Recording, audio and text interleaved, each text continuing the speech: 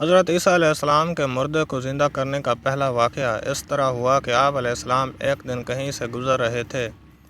دیکھا کہ ایک عورت قبر کے پاس بیٹھی رو رہی ہے۔ آپ علیہ السلام نے پوچھا، اے خدا کی بندی، کیوں رو رہی ہے؟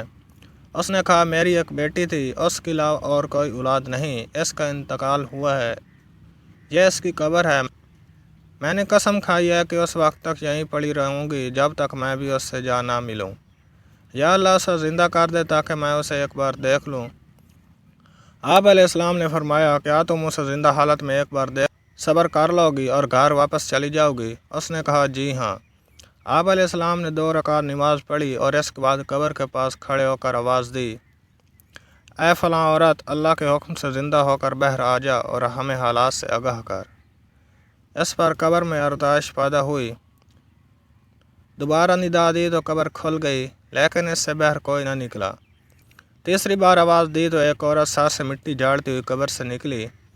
آپ علیہ السلام نے فرمایا کہ تم نے قبر سے باہر آنے میں اتنی دیر کیوں لگا دی؟ تو اس نے کہا، پہلی ندا پر اللہ نے ایک فرشتہ بھیجا، اس نے میرے اعضاء جوڑ دیے۔ دوسری ندا پر میرے جسم میں روح لٹا دی گئی۔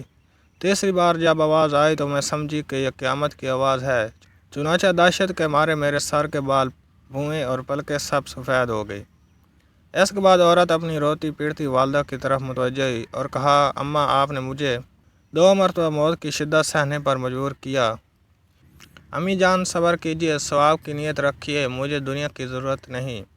اس کے بعد حضرت عیسیٰ علیہ السلام سے کہا، اے روح اللہ، میرے رب سے دعا کریں کہ وہ مجھے دوبارہ آخرت میں بلا لے اور موت کی سختی میرے لیے آسان کر دے۔